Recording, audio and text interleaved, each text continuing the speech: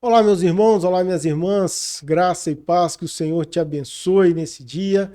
É uma alegria ter você aqui conosco, participando conosco aqui do podcast, do Arca Podcast, o podcast da comunidade Arca. Seja muito bem-vindo, obrigado pela sua audiência.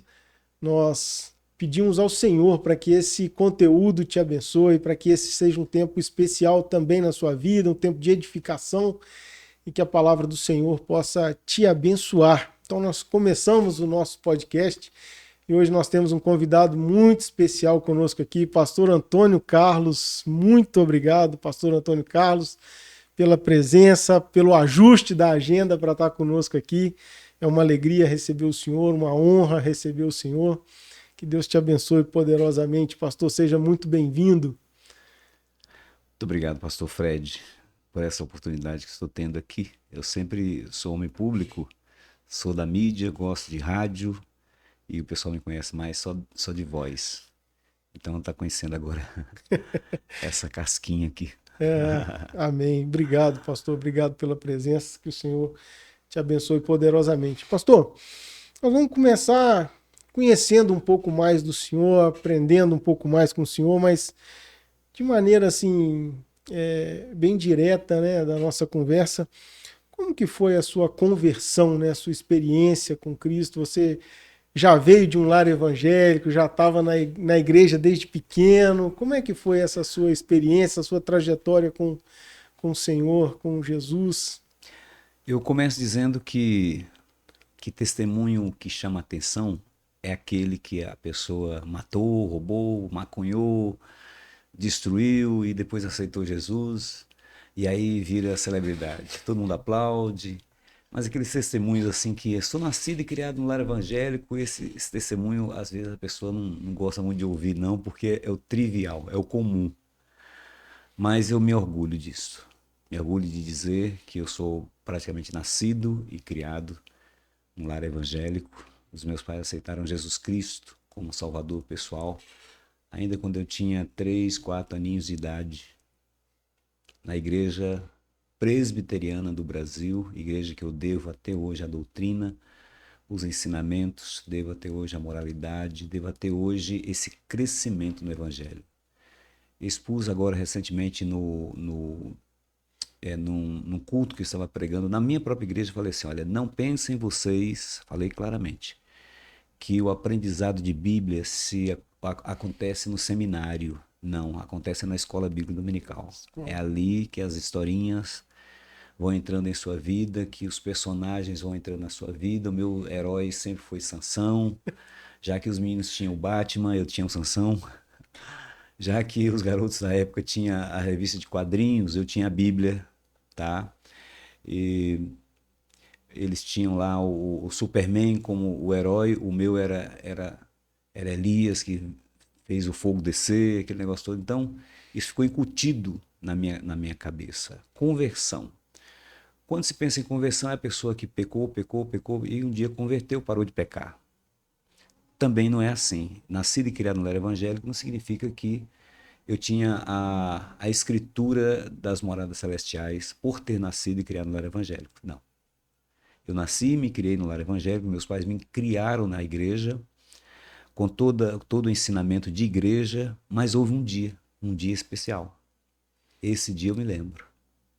Esse dia foi, eu tinha mais ou menos 16 anos de idade, tá? Convivendo na igreja e tudo, com as mocinhas, com os rapazinhos, mas teve um dia, eu me lembro como se fosse hoje, num congresso de jovens, eu abri o meu coração para Jesus e não foi apelo para eu ir na frente, eu levantar a mão, mas eu senti naquele, e interessante que naquele mesmo dia em que eu me converti, aconteceu também outro fato inédito. Eu fui batizado com o Espírito Santo. Olha que maravilha, que bênção.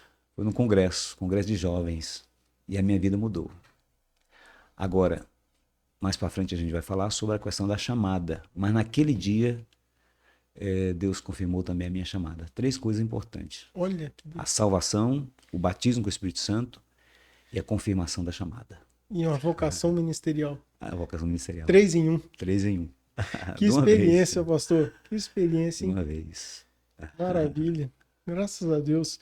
Pastor, e aí, nesse dia, o senhor tem a experiência, o senhor já, não só uma experiência de conversão, né, quando você tem aquela convicção, aquele encontro, mas também um batismo com o Espírito Santo, uma confirmação de um chamado ministerial.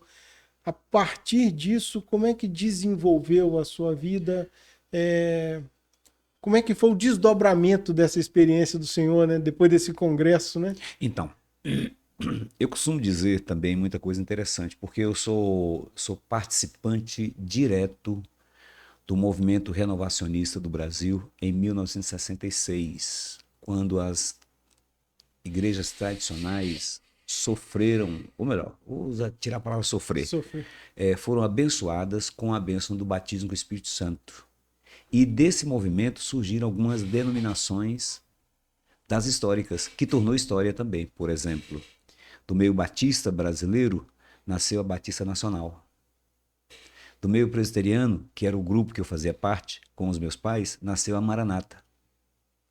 Dos presbiterianos renovados, nasceu a Presbiteriana Independente. Dos metodistas, nasceu a Metodista Wesleyana. Tudo nessa época, 1966. Inclusive o movimento carismático católico. Porque foi um varrer de Deus, foi um mover de Deus, foi um negócio diferente. Foi assim uma nuvem forte de avivamento em 66. Eu tinha exatos 10 anos de idade. Olha que eu sou nascido em 56. Uhum. Eu tinha 10 anos de idade. Então eu experimentei isto. Como a minha família foi expulsa, vou usar essa palavra expulsa, do tradicionalismo presbiteriano, então minha família saiu e foi com a minha família que eu fui, que já existia um movimento lá em Vitória da Igreja Maranata, que na época não era Maranata, era Cristã Presbiteriana. Igreja Cristã Presbiteriana. E aí nós nascemos ali, eu nasci nesse movimento, sim. E aí chega um certo ponto que o meu pastor, na época, muito carinhoso, eu aprendi isso com ele. Ele me abraçou assim, meu nome para íntimos é Carlinhos, então ele me abraçou e Carlinhos, quando você crescer, você quer ser o quê? Brincando aqui, a profissão mais próxima que eu achei foi de pastor. Eu falei, eu quero ser pastor. Mas Deus escutou isso. Interessante que mesmo que seja uma brincadeira, ou sei lá, uma insinuação, ou mesmo que seja uma palavra sem pensar, mas Deus leva em consideração. Foi aí que Deus então me chamou. Você quer ser pastor. E o tempo foi passando e eu fui vendo Deus aos poucos me requerendo. A minha conversão aos 17 anos de idade, não foi aos 10, foi aos 17 anos de idade, quando Deus confirmou, foi uma confirmação tão direta, eu quero você sendo pastor. Só que eu tinha visto muitos problemas que meus pastores enfrentaram, até de expulsão da igreja. Isso para um adolescente, isso é pesado, isso não é muito bom. E eu particularmente, fui mudando de ideia. Não quero ser pastor mais não. Mas eu tinha esquecido que Deus, quando registra alguma coisa, fica registrado. Então Deus falou, não, você vai ser pastor. E aí posso me delongar aqui nesse tópico, mas eu tenho que contar isso. Eu lutei para não ser pastor. Pastor, e não consegue fugir, né? E tudo que eu fazia, Deus falava comigo assim, eu quero você no ministério. Eu fugia, eu tentava fazer qualquer coisa na igreja. Uma das coisas que eu tentei fazer e fiz muito bem feito, e até hoje eu faço, é cantar. Eu sou cantor. Eu ganhei festival de música aqui em Ipatinga. Primeiro festival de música evangélica do Vale do Aço. O ganhador sou eu. É mesmo, pastor. Tinha um encontro desse, né? Aqui no Bom Jardim, não era? Que tinha Não, um encontro? não. O FEMEVA, primeiro Festival de Música Evangélica do Vale do Aço, só houve 2. Ah, só teve 2. Eu ganhei um e o outro eu não sei nem quem ganhou, mas eu ganhei o primeiro. Então eu tentei fugir. Me desculpem. Eu tentei fugir de todo jeito, porque eu não queria era ser pastor. Eu acho que eu me precipitei em ter dito para o meu pastor que eu queria ser pastor. Mas eu não Falou queria. cedo demais. Falei cedo demais. E Deus confirmando aquela coisa toda, então fui lutando para não ser pastor. Procurei, inclusive, fazer um teste numa gravadora Antigamente tinha aquelas gravadoras, né? Eu me lembro até o nome dela, Louvores do Coração, de São Paulo. E eu mandei uma fita cassete para eles ouvirem a minha voz e tudo. E orei, jejuei, busquei Deus e não fui aprovado. Eu fiquei numa revolta tão grande contra Deus. Eu falei, Deus, o Senhor não deixou eu passar. Então o Senhor está querendo que eu seja pastor, né? Eu não vou ser também não. Eu queria cantar justamente por isso, para sair fora da questão ministerial, Do chamado. do chamado. Mas aí eu procurei até me desviar e não consegui. Pô, tem cabimento isso? Procurei me desviar e não consegui. Eu me lembro assim de uma noite que eu andando, perambulando pelas ruas da minha cidade, eu sou de Vitória da Conquista, na Bahia. Andando pela cidade depois do culto ali assim, eu passei em frente a um bar e vi algumas mulheres. Falei, hoje eu peco. Hoje eu peco. Hoje eu peco. E eu cheguei, encostei no balcão, uma mulher falou assim comigo, paga um Guaraná para mim. E eu então paguei o Guaraná, depois eu olhei para ela e falei assim, e aí? Ela falou, aí o quê? Eu falei, você entende? Ela falou assim, não estou entendendo. Eu falei assim, é hora da gente agora ter a retribuição, né? Eu queria sexo. Ela falou assim, moleque sem vergonha, safado, me respeita. E eu saí correndo daquele bar e fui chorar no canto da rua. E falei, Deus, nem para pecar o crente presta. Não consegui. Não consegui pecar. Pedi 1000 perdões ao Senhor, mas continuei na minha rebeldia. Eu não quero ser pastor. Aí eu pensei o seguinte, bem, essas coisas que eu estou fazendo para poder fugir do ministério não está dando certo, eu vou me casar. Porque eu me casando, vai ficar mais difícil para o seminário me aceitar casado. O seminário aceita bem o solteiro. Uhum. Então eu vou me casar e achei a noiva. Achei a garota numa cidade chamada Jequié, na Bahia. Meus abraços para Jequié, na Bahia. Achei a moça topou ficar noiva comigo. E eu fiquei noivo e ia me casar.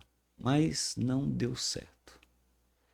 Não deu certo e eu fiquei muito revoltado com isso, porque não deu certo o casamento, não deu certo o trabalho. Também procurei trabalhar num lugar que toda a vida foi meu sonho.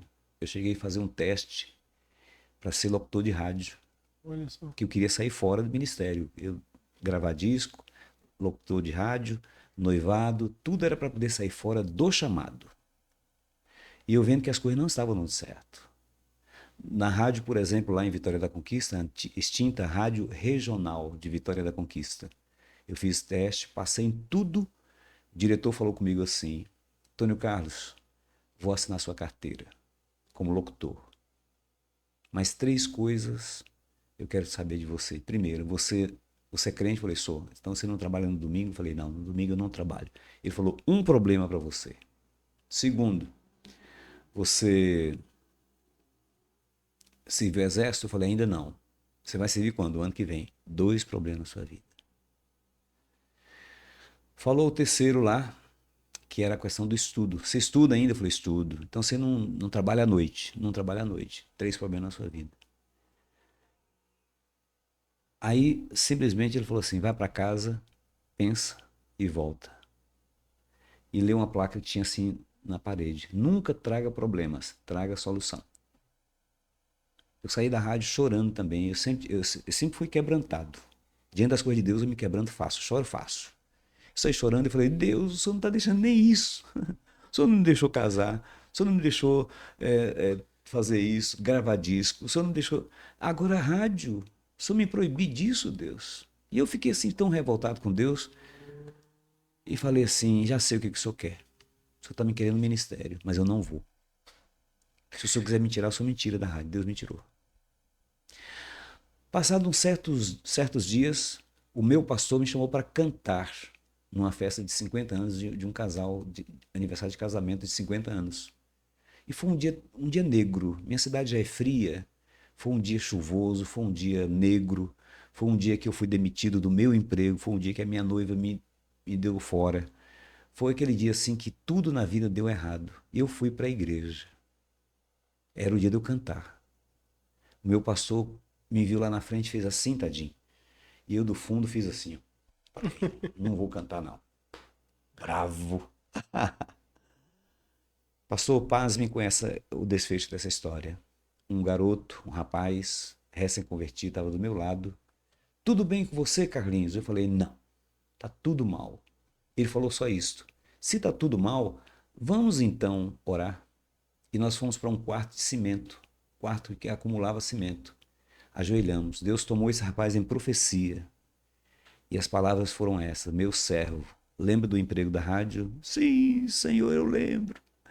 Lembra do noivado? Lembro, Senhor. Lembra do disco que você queria gravar? Lembro de tudo. E Deus falou através daquele rapaz: eu permiti tudo isso para dizer hoje para você que eu te quero no ministério. Aí eu me rendi totalmente. Isso foi no mês de setembro de 1977. Em janeiro de 78, eu estava dentro do seminário. Que benção. Para resumir um pouquinho essa coisa, Deus me deu tudo isso que eu não tive. Hoje, por exemplo, eu não faço programa de rádio. Eu sou o diretor-geral de uma rádio. Olha só. Eu posso fazer programa 24 horas, se eu quiser. E numa rádio, a Rádio 94 de Ipatinga, a rádio credenciada pelo Ministério das Comunicações. Sim. Entendeu? Deus me deu a noiva, pela qual eu sou casado hoje. Eu gravei o disco, porque eu ganhei o Festival de Música Evangélica. Logo no ano de 80. Vai fazer. Aliás, fez agora dia 11 de outubro de 2025, que essa gravação pode durar muito tempo. Eu fiz 45 anos que eu ganhei esse festival. E gravaram o disco. E gravou o disco. Gravou o disco. Então Deus me deu tudo aquilo que eu queria, mas dentro do Dentro ministério. do ministério. Pastor, o senhor foi. Você teve que ouvir de. Dura coisa é recalcitrar contra os aguilhões, né, pastor? Tipo Jonas. Tipo Jonas. E aí tem esse chamado pastoral, o senhor vai, né, depois dessa luta toda com Deus, né, o senhor se rende, vai ao seminário, e aí faz o seminário, e aí como é que começa, como é que acontece a sua vida ministerial a partir disso, pastor? Pastor, a minha vida é uma história muito grande. Alguém já me sugeriu várias vezes escrever. Só que eu sou ruim de escrever, eu sou bom de falar. Então, se alguém quiser escrever para mim, por favor, me faz esse favor. Mas eu fui para o seminário. Aí eu fui para o Seminário Teológico Evangélico do Brasil, que é um seminário que existia em Belo Horizonte, hoje ele está em Brasília, da minha própria denominação. Uhum. Seminário Teológico Evangélico do Brasil. Nesse seminário, eu estudei 3 anos, interno, tá? Dentro do seminário. Deus foi confirmando tudo, inclusive o ministério. Por quê? Porque lá o seminário me exigia trabalhar, exigia todos os alunos trabalhar numa congregação. E essa congregação, você praticamente fazia o curso prático. Você fazia o teórico no seminário, durante o dia e à noite você fazia o Prática prático, pastoral. prática pastoral. Você pastoreava mesmo. Sim. Você construía, você chegava a batizar pessoas, discipular pessoas e tudo. Então já era um pastorzinho, Uhum. entendeu? Sem a ordenação. Mas eu fiz tudo. E Deus é tão perfeito que eu trabalhei numa congregação que era de uma igreja, de um pastor que era o secretário executivo da Convenção do Estado de Minas Gerais. Ou seja, as igrejas batistas de Minas Gerais estavam sob a égide desse pastor. Ele tomava conta das igrejas. É o secretário executivo. Uhum. Uma igreja ficou sem pastorear, ou melhor, sem pastor. E ele olhou para mim assim, ele era muito sisudo e muito sério e poucas palavras.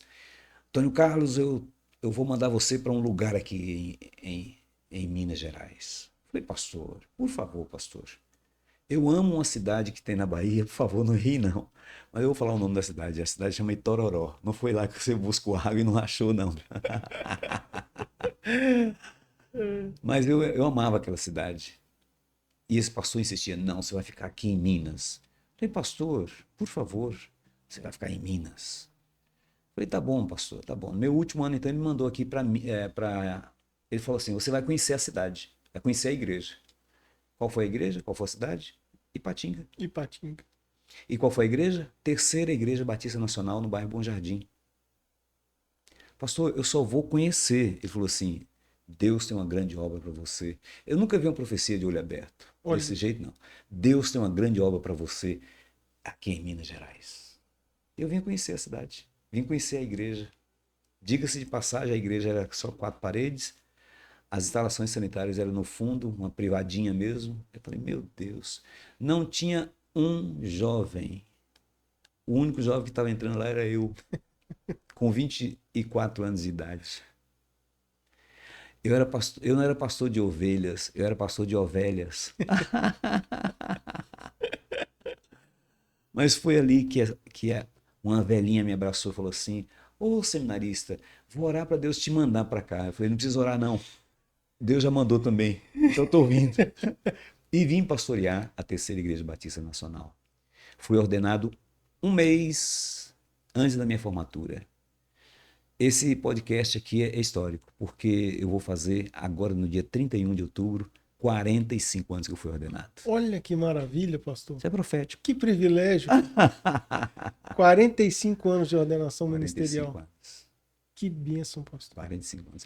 Eu fui examinado pela ordem no dia 7 de outubro e ordenado no dia 31 de outubro. Olha só. Entendeu? Então eu conto essa história assim, com muita gratidão. Puxa vida, que privilégio para nós estar recebendo o senhor aqui nessa época. Que bênção, pastor. Muito bem. Aí surgem outras histórias aí que nós vamos tocar, que é o nascimento da Igreja Batista Missionária. Isso, entendeu? pastor. Então, quando o senhor foi para o seminário, o senhor foi. O senhor veio da Bahia para o Seminário Teológico em Belo Horizonte. Enviado na intenção de voltar para a de Bahia. volta para Bahia. De lá você veio para Ipatinga e aqui estamos. Eu acho que não vou sair daqui. Só pro céu. Daqui para o céu. Daqui pro céu. E aí, então, vamos lá. E o senhor recebeu a ordenação para essa igreja no Bom Jardim, né, no bairro Bom Jardim. E foi ordenado, começa o trabalho lá. E como é que foi a transição para a plantação da igreja? Batista Missionária. Isso, Batista Missionária, que também está perto de fazer aniversário, né? 39 anos. 39 anos de igreja. Na verdade, é o seguinte: o governo batista te faculta o direito de você sair e entrar a hora que você quiser, desde que seja examinado pela Ordem dos Ministros Batistas Nacionais. Uhum. Eu tenho a minha credencial, eu tenho a minha matrícula, pago minha mensalidade. Vou dizer, pago minha mensalidade, tá? Estou em dia. Entendi. Mas essa igreja do bairro Bom Jardim, eu só suportei pastoreá-la até 4 anos de pastoreio. Só 4 anos. Realmente a gente não entendeu, assim, a igreja não entendeu o pastor não entendeu a igreja. Mas eu já havia me casado, me casei em 1982, com 2 anos de pastor, eu me casei. E a minha esposa, é bom contar também essa história, a minha esposa ela é muito ativa. Ela olhou assim para mim e falou assim, eu não sou mulher de ficar parada dentro de casa. Eu falei, o que você quer? Ela falou, eu quero trabalhar. Eu falei, trabalhar em quê? Ela silenciou. Eu falei, não vai pegar bem. Eu de trás do púlpito e você de trás de um balcão de loja. E ela falou assim, mas quem foi que disse para você que é balcão de loja? Eu falei, não, estou só sugerindo. Ela falou, pois é balcão de loja. Eu falei, como assim? Ela falou assim, eu quero montar uma loja. Eu falei, minha filha, eu falei com minha esposa, né? Eu tenho uma bicicleta Caloi, barra forte, ano 81, raio duplo, é o que eu tenho. E ganhava 2 salários mínimos e meio da igreja. Então, montar uma loja?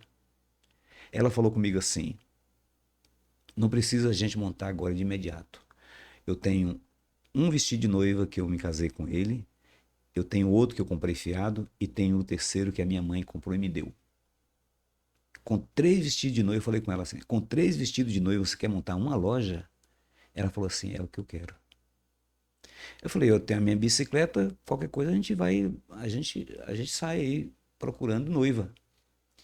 Pastor, morávamos no Bom Jardim, descobrimos a noiva no final do Betânia. E eu pus a minha esposa na garupa da bicicleta e fomos até o final de Betânia batendo pedal. Chegando na porta da noiva, batemos. Pois não, ficamos sabendo que você vai se casar. Ela falou assim, realmente vou me casar. Nós estamos aqui com 3 vestidos de noiva para você alugar da gente. E ela falou assim, se eu tiver de alugar um vestido, eu alugo em lojas, eu não alugo na minha porta, não. Aquilo pareceu um tapa na cara. Mas não. Foi o estímulo que nós precisávamos. Ah, então você aluga em loja. Montei na bicicleta, minha esposa montou na bicicleta, juntou os 3 vestidos e viemos conversando. Vamos montar uma loja de noiva. Tomamos dinheiro emprestado de banco, na época. É difícil pastor tomar dinheiro emprestado no banco, porque pastor não tem declaração de renda. Mas o gerente falou assim, olha, tô vendo que você é um homem bom, vou acreditar em você. E me emprestou um dinheiro lá pra gente começar a loja. Essa loja hoje chama-se Baú das Noivas. Olha só. Essa história precisa ser contada também. Precisa ser contada, claro, sem dúvida. E aí, quando aquela igreja que eu fui ordenado não me entendia, eu fiquei 4 anos pastoreando, chegou um ponto que a gente não dava para andar junto mais, igreja e pastor. O que eu fiz? Saí. Entreguei a igreja para o meu secretário executivo. Foi ele que me passou, eu estava devolvendo para ele, normalmente. Mas a minha loja já dava feijão com arroz. Já dava para a gente sobreviver. E aí começa a história da Igreja Batista Missionária. Num hotel em São Paulo, fazendo compras para a loja, minha esposa comigo assim, olhou para mim e falou assim, você não vai voltar a pastorear mais não?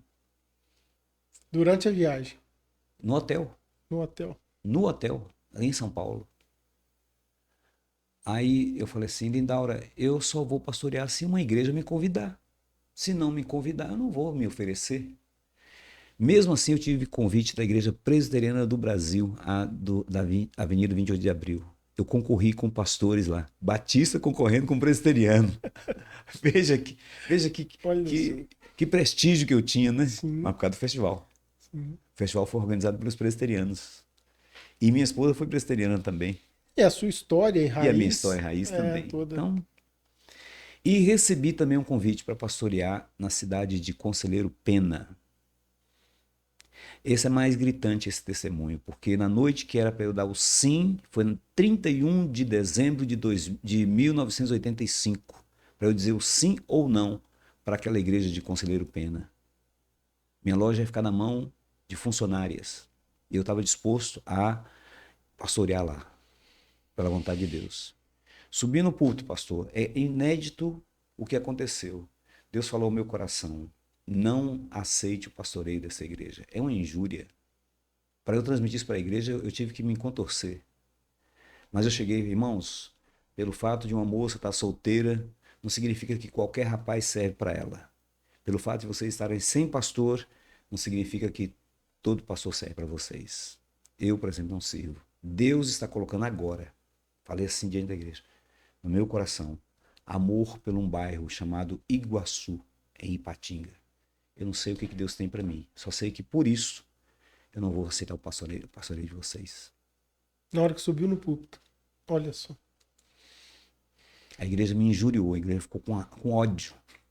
Que estava todo mundo contando que aquela noite era a noite da posse. Era a noite do sim. Do sim. Eu dei o não. Voltei com 6 meses. Quando minha esposa falou isso no hotel, você não vai voltar a pastorear, não? Eu falei, vou se uma igreja me convidar. Ela falou com essas palavras, por que você não toma emprestado da prefeitura uma escola e começamos essa igreja numa escola pública? Eu falei, Lindaura, eu não conheço ninguém na prefeitura, Lindaura. O nome da minha esposa é Lindaura. Estávamos na loja, chega uma moça para vestir um vestido e olha para mim, pastor, o senhor pode cantar no meu casamento? Eu falei, posso cantar no seu casamento. Você é de qual igreja? Sou da igreja luterana, ali no bairro Iguaçu, atrás da Peugeot. Da antiga Peugeot, né? Eu conheço a igreja lá. Então, eu perguntei para essa moça, você trabalha onde? Ela falou assim, eu trabalho na prefeitura. Eu perguntei, como que faz para a gente encontrar uma chave de uma escola para a gente começar uma igreja? Ela falou assim, o senhor não precisa fazer nada, eu vou fazer tudo para o senhor. Olha só. Falei, que dia que eu vou pegar essa chave? Ela falou, semana que vem. Então, com 8 pessoas, numa escola pública, escola infantil, Reino Encantado, nós começamos com 8 pessoas, a Igreja Batista Missionária. Que bênção. Que história maravilhosa, cara.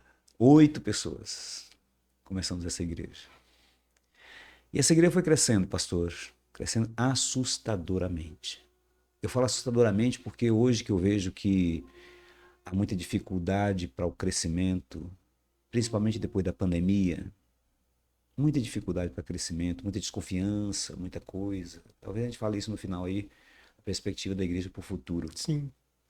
Mas no passado tinha mais facilidade. A gente convidava as pessoas para poder fazer um almoço, para servir um almoço para os amigos naquela escolinha ali e não dizer que era igreja. Quando eles estavam comendo lá, terminaram de comer, eu dava a escola dominical. E nisso, o primeiro batismo foram já 9 pessoas. Olha, uma igreja com 8, batizou 9. Batizou 9. E aí foi crescendo, tornou-se a Igreja Batista Missionária de Ipatinga. Igreja que já chegou a ter 3.000 membros. Que história maravilhosa. Eu cheguei a ter ali naquela igreja 3 cultos no domingo. Levando em consideração que o terreno da igreja foi doação minha e da minha esposa. Que o terreno todo nós doamos. Porque o comércio cresceu. Olha, eu não abri mão do comércio e nem do ministério. E Deus abençoou o comércio e o ministério. Os dois juntos.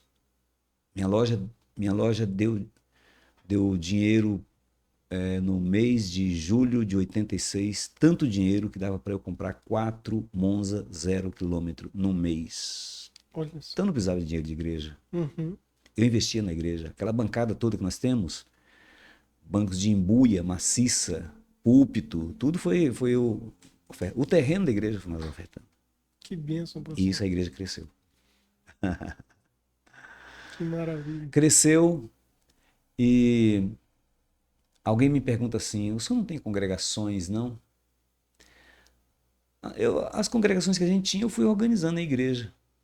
Então nós organizamos, vai somando aí. Vamos lá. Igreja Batista Shalom. Shalom. É filha nossa. Batista Nova Vida. Batista Nova Canaã. Batista Missionária da cidade de Uiapu. Batista Missionária da cidade de Nova Era. Batista Missionária da cidade de Raul Soares. Batista Aba, que é aqui no Betânia. É filha nossa também. E por último, o grupo que é dissidente do Bola de Neve, o Cristiano, que é muito meu amigo, foi ovelha também, chegou chorando, pastor, nós não temos mais denominação e não temos mais o salão para reunir. Eu falei, não, por causa de salão a gente não é problema não. Lugar que dorme um, dorme 2. A gente acumula lá no nosso templo e tudo, e organizei. Hoje a igreja é Mover. Sim, no Cidade Nobre. Na Cidade Nobre. Legal. Fomos nós que organizamos, emancipamos eclesiasticamente aquela igreja. Ou seja, a igreja começou com 8 pessoas, hoje já tem 8 igrejas organizadas. 8 filhos. Legal demais. A Nova Canaã, eu acho que é o pastor Gil César. Gil César. Amigão, um abraço aí, Gil. Foi seu colega na Vale. Exatamente, trabalhamos juntos. Quando você fala um pouquinho dele, deixa eu tomar minha água. Que legal, pastor. Então, é uma visão de reino, né, pastor? Organizar uma congregação e torná-la independente, né? É uma visão de crescimento do reino, né, pastor? Não de crescimento de poder pessoal. Exatamente, né, de glória. Gente, o senhor tinha que ser apóstolo. Alguém fala isso comigo muitas vezes. Eu falo, não, eu estou dando graças a Deus ter o título de pastor. Quando eu tentei fugir, Deus não deixou, deixa eu quieto como pastor. Deixa só como pastor e tá bom. Que bênção, pastor. E aí vocês ficaram na sede do Iguaçu, né? Chegou ao ponto de ter 3 cultos no mesmo domingo, e aí veio a visão de construir a cidade da fé, pastor. Muito bem. Antes de mais nada, deixa eu realçar alguma coisa interessante para o crescimento. São os moveres. A gente aprendeu lá na caminhada do deserto de Moisés que quando a nuvem andava, eles andavam. Quando a nuvem parava, eles paravam. Ou seja, quem determinava a marcha era o mover de Deus através da nuvem. E eu sempre fui um homem aberto para o mover de Deus. Eu não sou catraca, não. Eu não sou aquele negócio fechado, não. Eu não sou religioso, não.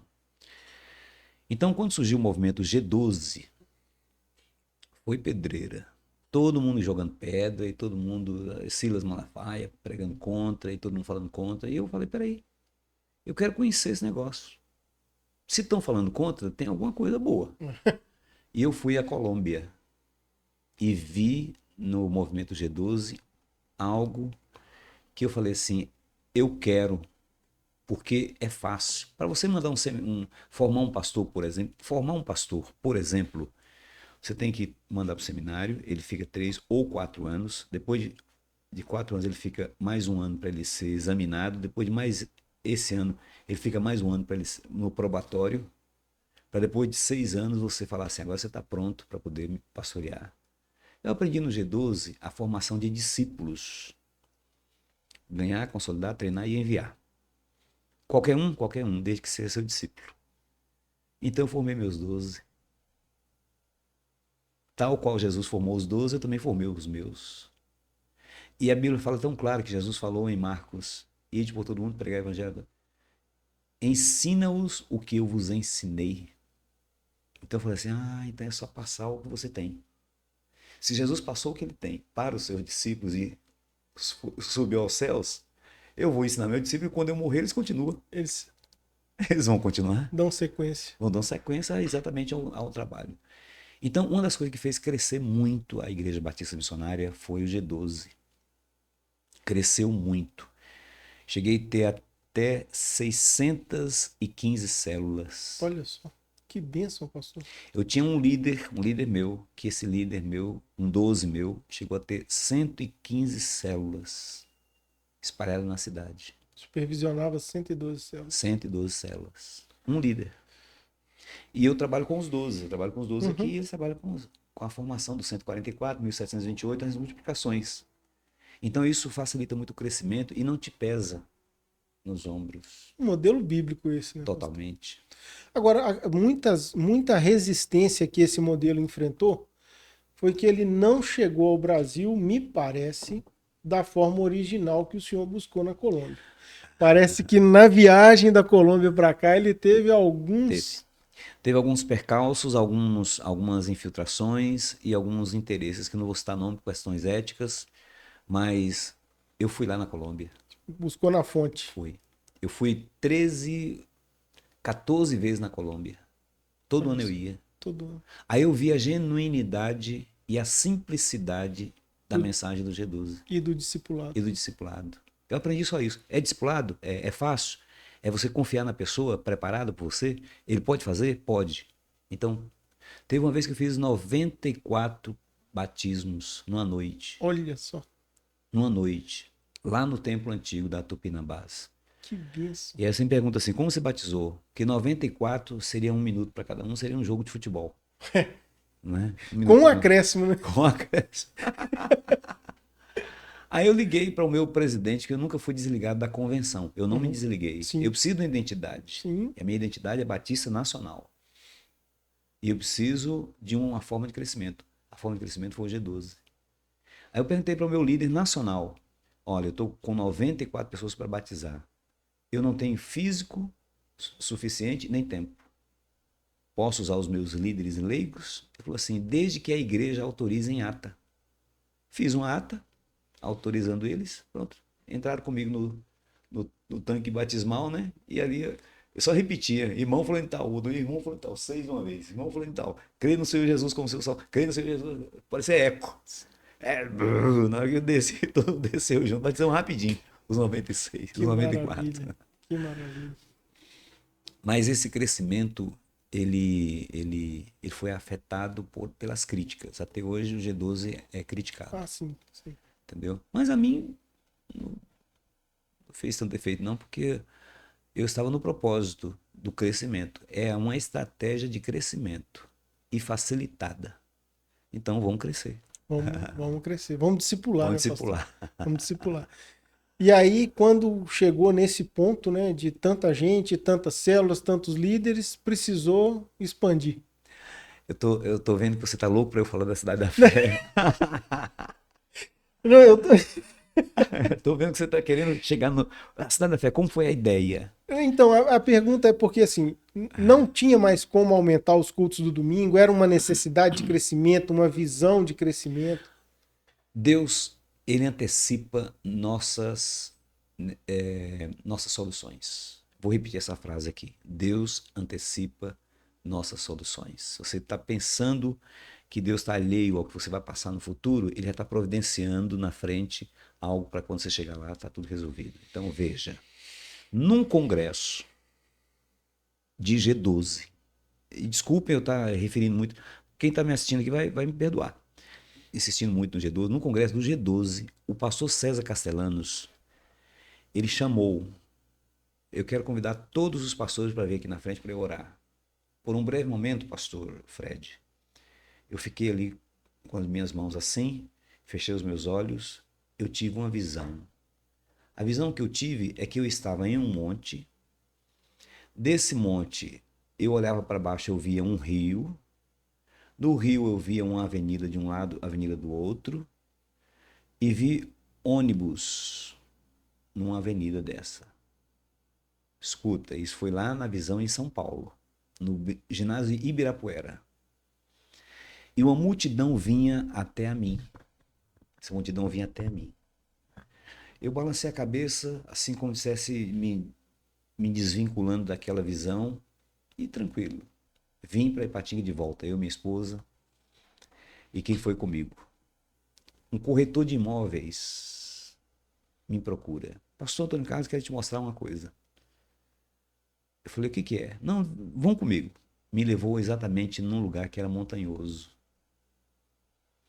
Em pé ali, eu olhei para baixo, eu vi um rio, não tinha as avenidas.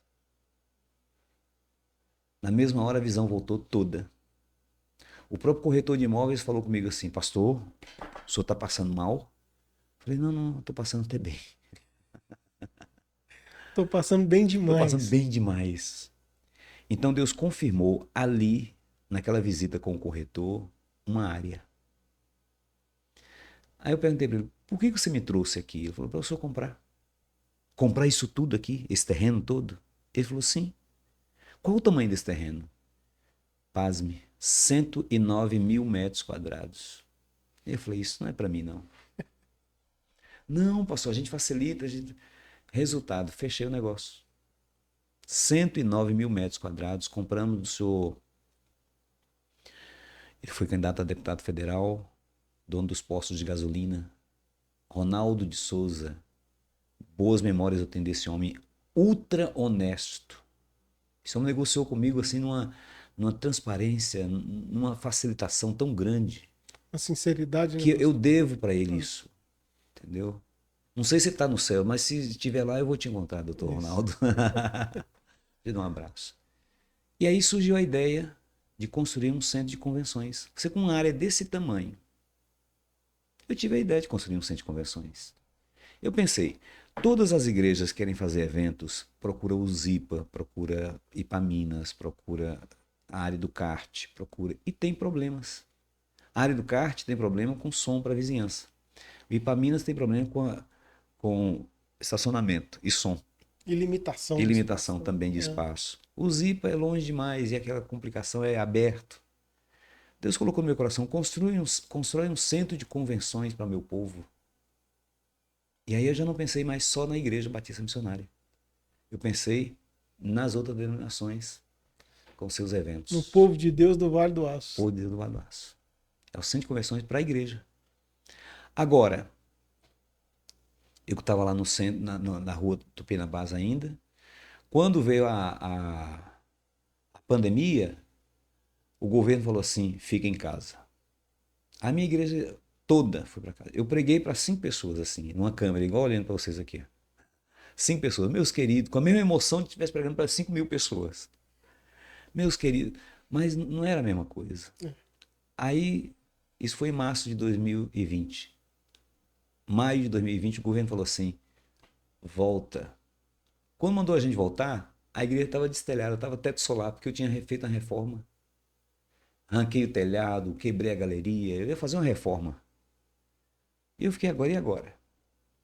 Mandou voltar, mas não temos mais o tempo. Foi aí que um membro da igreja falou, pastor, nós temos a Cidade da Fé lá, pelo menos tem um telhado. E fomos para lá e até hoje ninguém quer sair de lá. Foi e ficou. Foi e ficou. E a primeira visão que você teve desse lugar foi nesse congresso, durante o Foi período nesse de oração. congresso. Foi nesse congresso, num congresso lá em São Paulo. Tem um colega pastor, Cezinha, ele fala que nunca as coisas de Deus acontecem com você vendo pela primeira vez. Sempre quando as coisas de Deus acontecem, ele já tinha te mostrado aquilo, ele já tinha Eu também acredito te nisso. dado uma visão daquilo, já tinha, né? E é sempre assim, né, pastor? Deus Eu vai, acredito nisso. Deus vai providenciando que a gente nem sabe que vai Nem precisar, sabe né? que vai precisar. É. Hoje nós estamos ali na Cidade da Fé, com todos os cultos da igreja e atendendo a população. A Igreja Assembleia de Deus, eu sou muito grato à Igreja Assembleia de Deus. Já é o 4º ano que a Assembleia de Deus faz o congresso Umadipa. E cada ano são 4 dias, na média de 3.500 pessoas por dia. Cada ano é mais gente. Cada ano é mais gente. É. E eles se sentem à vontade lá. Entendeu? Eu já falei com eles. Teve uma vez que um pastor da Assembleia de Deus, eu vou omitir nome por questões éticas, o senhor não vende isso aqui?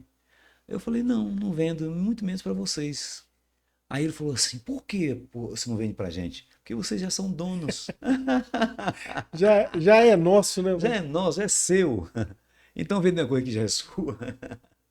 Não tem cabimento. É, Mas é das igrejas mesmo. sim, Entendeu? A gente abre ali espaço para todos que queiram realizar. E a igreja usufrui também do espaço. sim. É. Muita gente usa lá, né, pastor? E tem sido bênção, né? Aquele espaço é um lugar de Deus, né, pastor?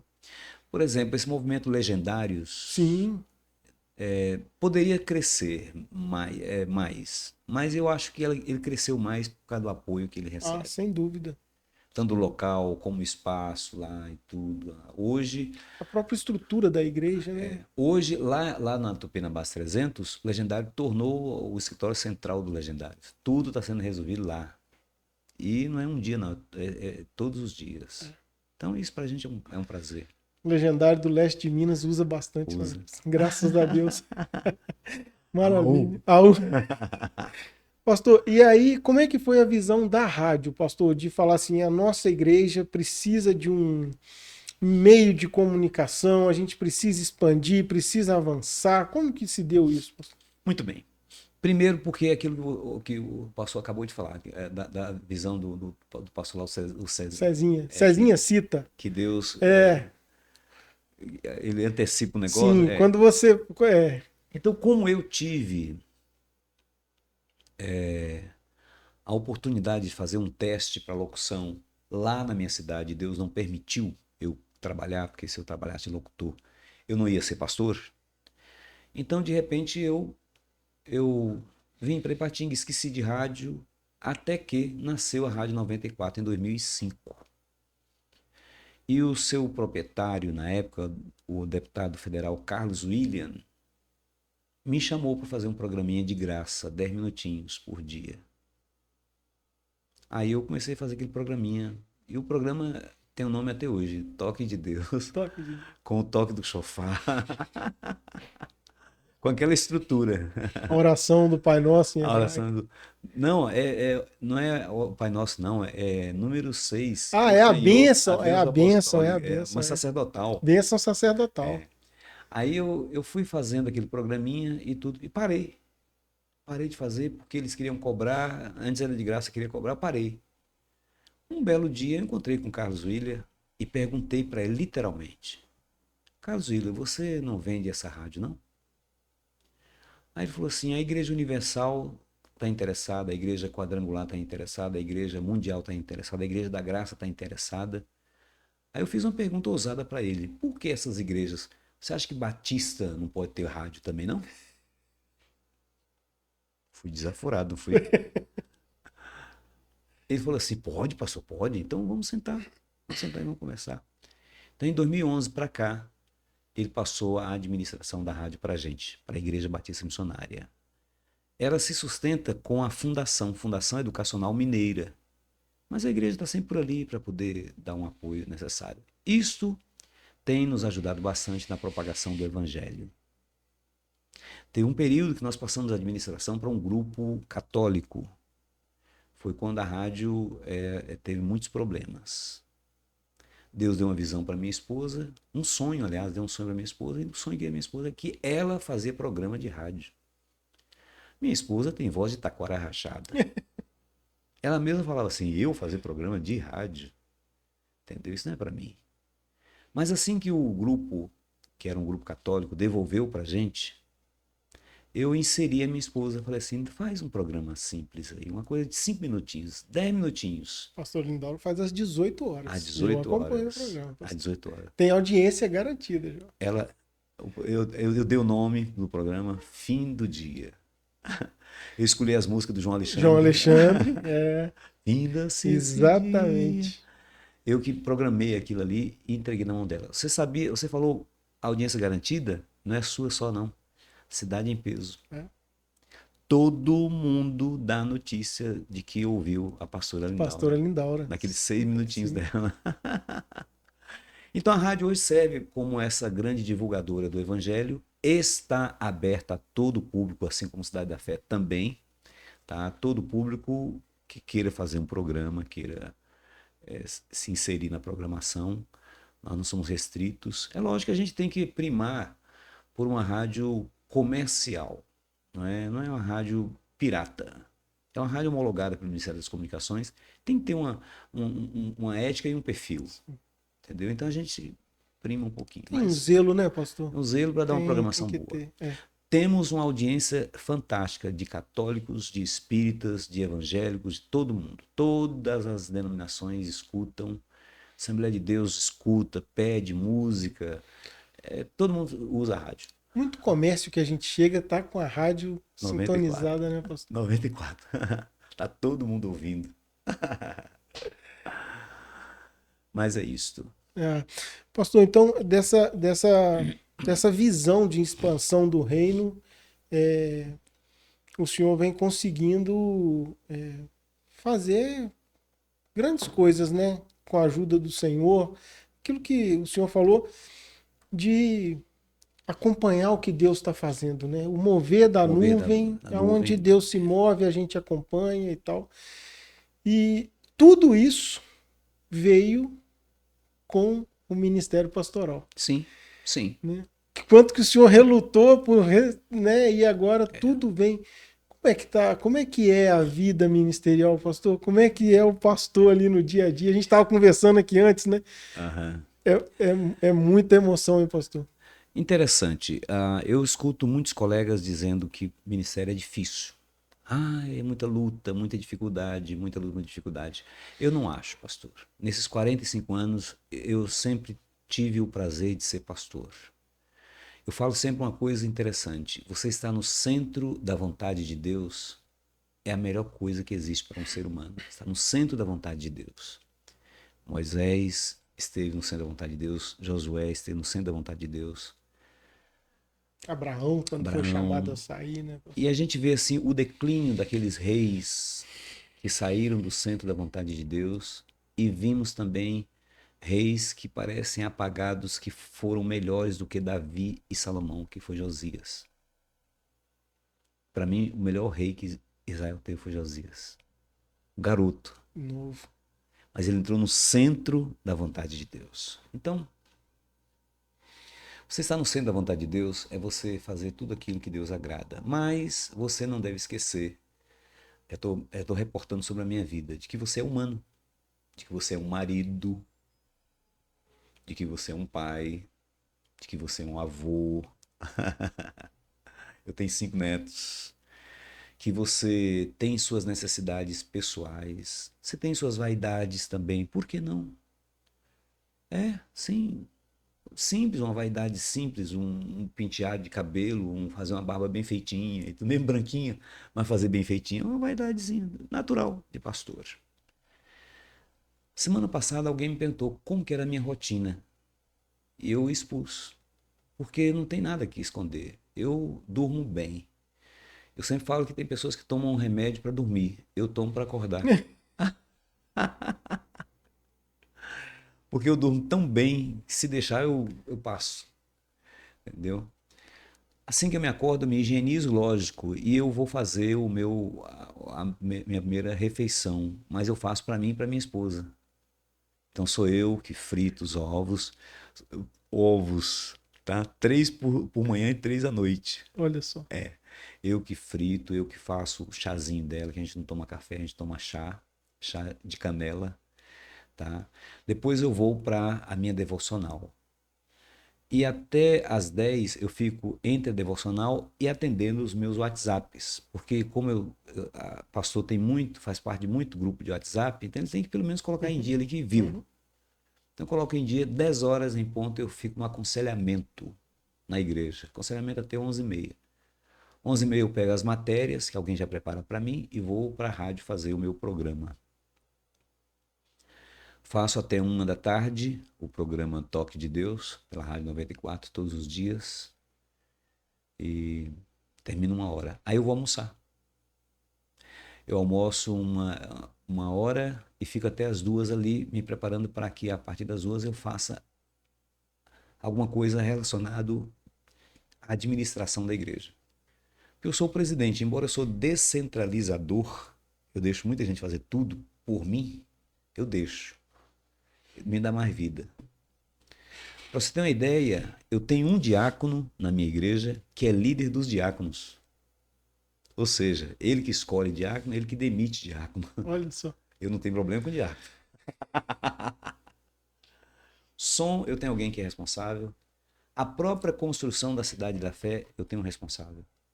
Eu tenho alguém que compra, que analisa, admite pedreiro, demite pedreiro.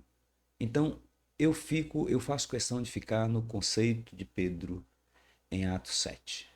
Vamos escolher 7 homens cheios do espírito de sabedoria para poder operar no diaconato. E Pedro fala claramente, quanto a nós, vamos ficar no ministério da palavra e da oração. Então sobra tempo para que eu leia mais a Bíblia, sobra tempo para que eu ore mais, me consagre mais. Final da tarde ali, aí eu vou cuidar do corpo, né, filho? Afinal de contas, 70 anos, né? 70 anos, tem que cuidar. Aí eu vou para academia. Meia hora, segunda, quarta e sexta. Volto a fazer novamente ali o chazinho da tarde da minha esposa, com ela.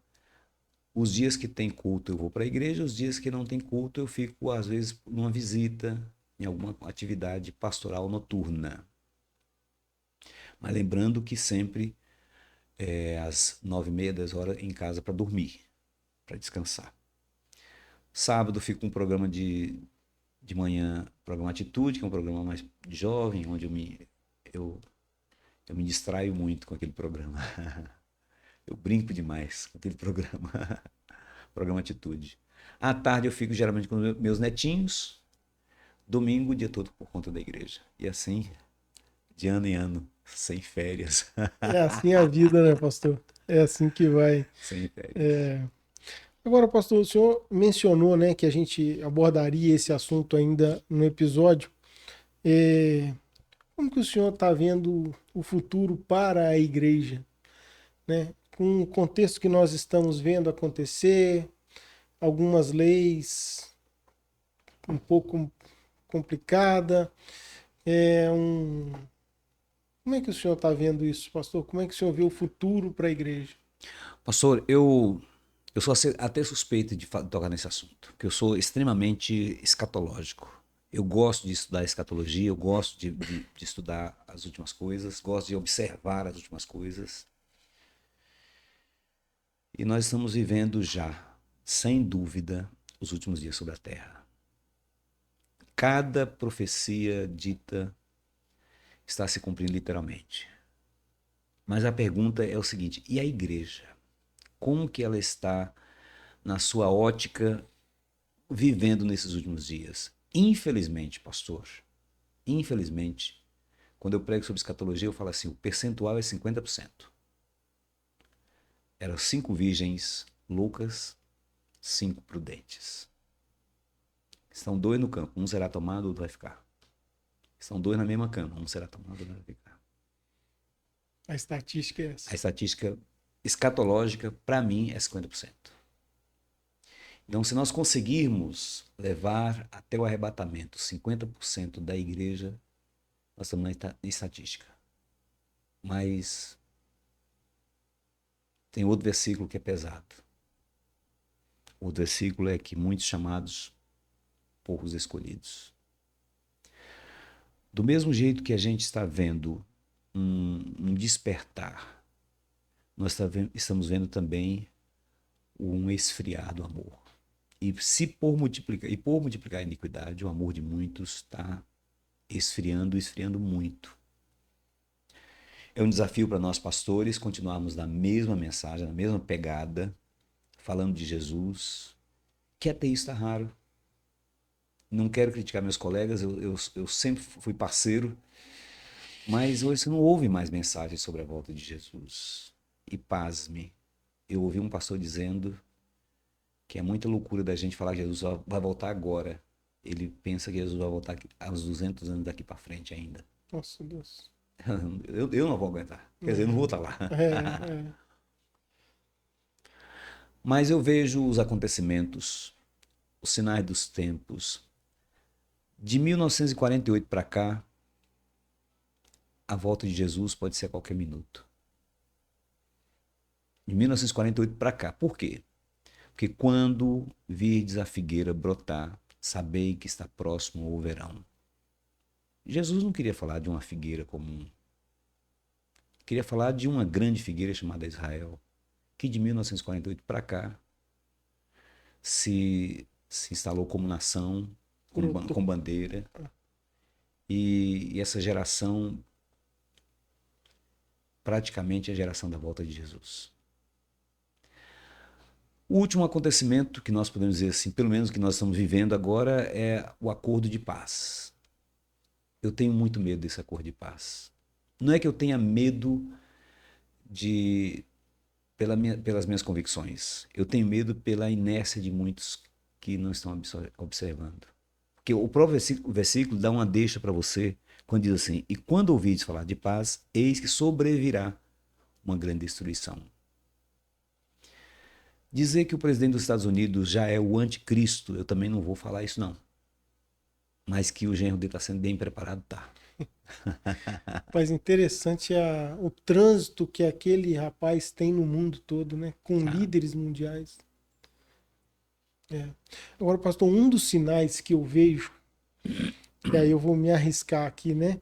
Mas um dos sinais que eu vejo da proximidade da volta de Jesus é que Jesus falou que assim como foi nos dias de Noé, a gente está vendo tudo isso acontecendo e parece que não tem nada acontecendo, parece que está todo mundo anestesiado, pastor. Tem 15 dias que eu preguei isso. É mesmo? Tem.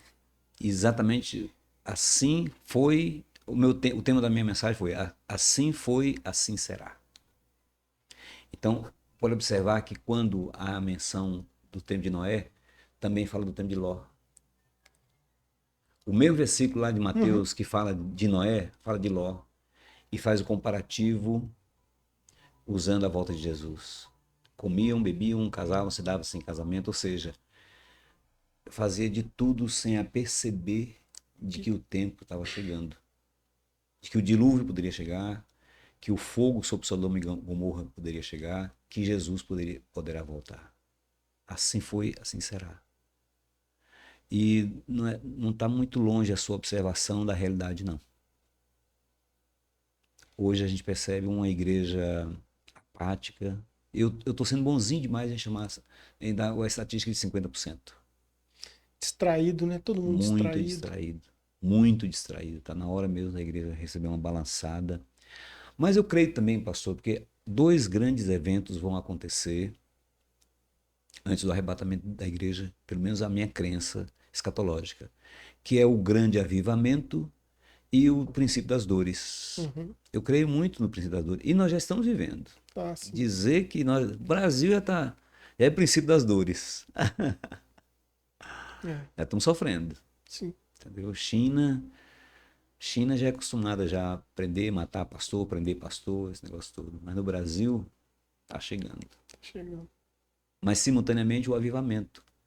Eu vejo um movimento, desculpe eu citar esse movimento, que é um movimento novo também, mas que tem características de avivamento. É o Legendários. Sim. Quem diria que homens inertes na igreja iam ficar o tempo todo estáticos nas igrejas? Não, hoje Hoje a gente vê como que o movimento tem movimentado homens, avivado homens. Então, para mim, é um sinal, É um sinal. um grande sinal. E a gente tem visto muita diferença quando o homem se posiciona, né, pastor? O homem, quando ele assume o papel dele, faz diferença na família, na igreja, né, no país. É, Então, esse é um ponto que a gente precisa realmente continuar trabalhando, né? exatamente. Pastor, um outro ponto é com relação à sua experiência ministerial, sua vivência de igreja. Como o senhor falou, você já veio de um lar cristão, de um Uhum. lar evangélico, viveu tudo isso. E o maior testemunho, né, é o da permanência, né, pastor? É o de permanecer, né, fiel e tudo. E o senhor acompanhou durante todos esses anos de vida a igreja, de dentro da igreja, né? Qual a diferença do perfil, pastor, de um crente? Um crente de alguns anos atrás, um cristão de alguns anos atrás e um cristão hoje? Qual que é a diferença que você vê assim? Tá. Você fala do cristão de anos atrás, 30, 40 anos ou 2000 anos? Ah, de uns 30, 40, né? Então eu vou mais além. Eu vou lá nos 2000 anos. Você vai voltar lá. Vou. Porque Paulo escreveu no capítulo 3 de 2 Timóteo: os últimos dias serão tempos difíceis, pois os homens serão egoístas, avarentos, jactanciosos, inimigos do bem, irreverentes. Está lá uma lista que Paulo faz. Parece que Paulo escreveu para a gente hoje. Parece que ele escreveu para hoje. É o momento que a igreja está vivendo hoje. Eu não digo a igreja, a sociedade vivendo hoje. Mas quando que ele escreveu? 2000 anos atrás. Havia homens também naquela época assim? Havia. Havia. Ele foi chamado para resolver um problema moral muito sério daquele rapaz que teve caso com a própria madrasta. Ele foi chamado, Paulo foi chamado para resolver aquele problema. Ele resolveu de uma forma que a gente não tem coragem de resolver. Pega esse camarada aí, eu entrego o corpo dele para Satanás. E foi, né? Entrega o corpo dele para Satanás, para que a alma dele seja salva no dia do juízo. Eu tento entender aquele negócio por todos os lados e não compreendo. Eu só sei entender que sempre tivemos homens maus. Sempre tivemos homens maus. Sempre tivemos igrejas mornas. E sempre tivemos igrejas frias. Quando João escreveu, olha, eu estou escrevendo, quer dizer, não é nem morno e nem quente, nem frio. Ou nem quente e nem frio. Isso é morno. Então, era um mal que já existia. Se eu disser que hoje está mais evidenciado, eu estaria me enganando. É porque hoje eu estou vivendo esse tempo. Mas naquela época Paulo viveu com muita situação de mornidade também. João viveu. Aquelas 7 cartas foi para pastores. Não foi para membro da igreja, Foi não. não. Foi para pastores. Olha, você tem amado muito dinheiro. Você está dizendo que é rico, gente. A gente vê isso hoje. Tá tolerando Jezabel, Tudo. tudo. Então a gente percebe que os tempos, eles são iguais. Agora, para nós, fica um alerta que a volta de Jesus está mais próxima do que naquela época. Então a gente tem que se preparar agora, porque pode ser que essa geração, a geração da figueira brotando, seja a geração mais perigosa que está vivendo o evangelho. Mas é a mesma coisa. O ser humano tem essa tendência. Estive agora lá em Calixto, pregando, e eles gostaram muito quando eu fui falando sobre um tema. Não queria referir à religiosidade brasileira, mas eu preguei justamente no dia 12 de outubro. Eu preguei sobre deuses que aparecem e que desaparecem. eu fui falando de alguns deuses, e um deles foi aquele bezerro de ouro. A necessidade ali era de pegar, atender os órgãos do sentido. Pegar, ver, apalpar e tudo, só que com características que não... Se quisesse andar, teria que ser carregado. Mas foi feito um Deus. E a gente percebe que naqueles dias ali, Moisés no monte, buscando Deus, rosto brilhando, o povo estava se corrompendo cá embaixo. E quem corrompeu o povo não foi o povo que se corrompeu. Olha o trocadilho. Foi Arão. Arão. Que quando o povo reclamou da falta de Moisés, Arão falou, então vamos fazer um Deus. E quem era Arão? Sacerdote. Sacerdote. Interessante que Deus estava falando com ele, com Moisés lá no monte, né? Foi. Arão vai ser sacerdote e ele aqui embaixo construindo o bezerro, seu próprio Deus. Seu próprio Deus. Então, assim, eu não posso fazer um paralelo que hoje o tempo está mais difícil do que antes, não. Eu acho que sempre houve corrupção humana. A citação no Novo Testamento de tempo de Noé, tempo de Ló e o tempo de Jesus, para mostrar que início, meio e fim. Sempre foi a mesma coisa. Então, cuide-se, que Jesus está voltando. É isso. Pastor, queria agradecer, a gente já está caminhando aqui para o final, queria agradecer a sua presença, né? E que podcast especial, pastor. Obrigado. Aniversário de 40 anos de Ministério Pastoral, 45 anos de Ministério Pastoral, 39 anos de Batista Missionária. 45 anos que eu ganhei o festival 45 de música. anos, festival de música. Um monte de data, né? E esse ano, em abril, eu fiz 43 anos de casado. 43. Com a mesma mulher, chamando de amor do mesmo jeito. Da mesma forma. Um abraço para a pastora Lindaura, né? Pastora Lindaura, daqui a pouco nós estamos ouvindo seu programa aí às 18 horas. Se Deus quiser. Pastor, obrigado. Então, mais uma vez, tem algum assunto, pastor, alguma coisa que você queria deixar, uma mensagem para a igreja, uma mensagem para quem está nos assistindo, com relação a qualquer assunto, ou especificamente a esse tempo do fim? Eu primeiro quero agradecer a oportunidade. Eu tenho outra marca aqui, nessa nossa conversa aqui, outra marca é o seguinte, que é a primeira vez que eu faço isso. É mesmo, pastor? Que privilégio. Primeira vez. Primeira vez que alguém me chama para um podcast. Primeira vez. Então, você tá acostumado com microfone, mas não tá acostumado com câmera. Eu tô acostumado só com isso aqui, ó, olhando só para ele. Eu vejo a cidade toda em volta dele. Aqui. Muito bem. Então, agradeço muito assim, o fato de eu estar aqui, pela primeira vez, num trabalho diferente, que hoje é qualquer luxo, né? Hoje todo mundo faz podcast, todo mundo gosta disso aí, porque aproveitando aí as ferramentas da mídia que a gente ao nosso dispor.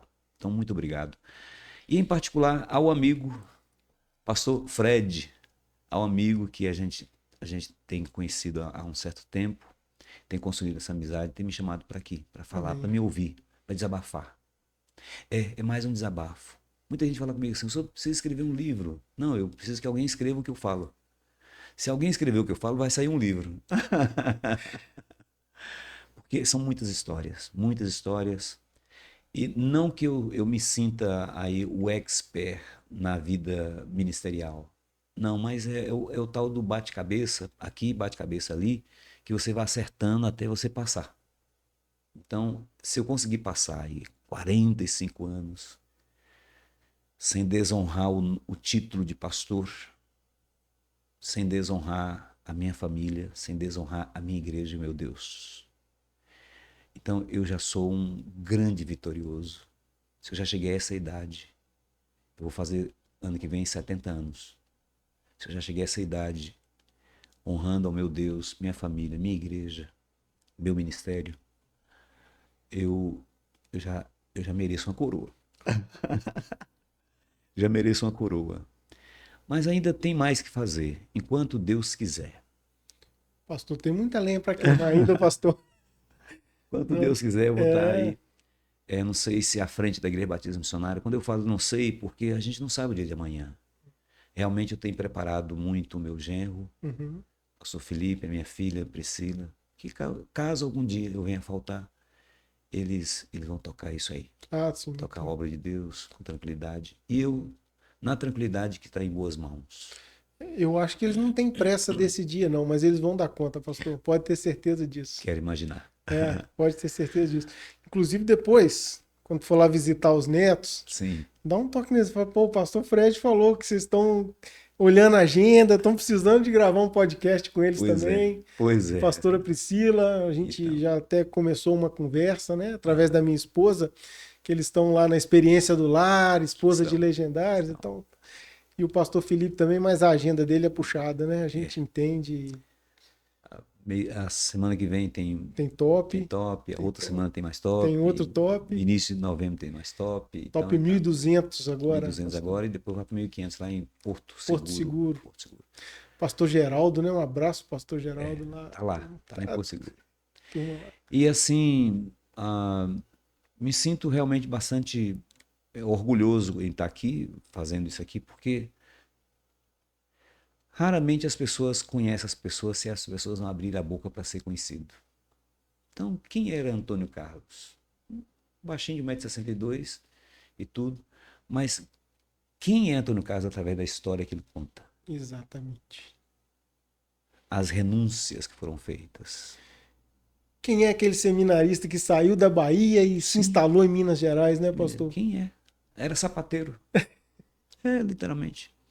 Então, depois que a gente abre a boca, é que torna-se conhecido. Agora, lógico que você abre a boca em duas circunstâncias. Uma para envaidecer, outra para glorificar o nome do Senhor. Eu prefiro a segunda. Amém. Para glorificar o nome do Senhor. Amém. Amém. Pastor, eu queria assim deixar claro, né, a relevância do Senhor para a cidade, para a região, né? Como você falou, a gente não cita nome, né, por uma questão de... Mas eu tenho um amigo muito próximo que é ovelha sua e toda vez que a gente encontra ele fala, pastor Antônio Carlos, cara, foi o cara que visitou meu pai no leito de morte e meu pai aceitou Jesus e tomou a ceia e eu sou muito grato à vida daquele pastor. Então a gente ouve muito testemunho, então que Deus continue fazendo o rosto dele resplandecer através da sua vida, pastor. Amém. Amém. Deus te abençoe. E depois nós vamos olhar lá umas ferrovias em miniatura. Tá certo, miniatura. É isso, pastor. Muito obrigado. Deus abençoe. Eu que agradeço. Né? Deus abençoe. Amém. Amém. A paz do Senhor. Irmãos, obrigado você que assistiu a gente, que acompanhou. Tá aí a história desse homem de Deus, né? Que história fantástica. Então, um abraço aí para toda a família do pastor Antônio Carlos, toda a equipe da rádio, a equipe da Cidade da Fé, a equipe da Igreja Batista Missionária, né? Como ele falou, ele consegue delegar lá porque a turma tá dando conta do recado. Então, muito obrigado pela sua audiência. Deus te abençoe. Segunda que vem, às 10 da manhã, episódio novo. Lembra disso, toda segunda às 10 da manhã a gente tem um episódio novo por aqui. Um grande abraço, Deus te abençoe, fique com Deus e até a próxima.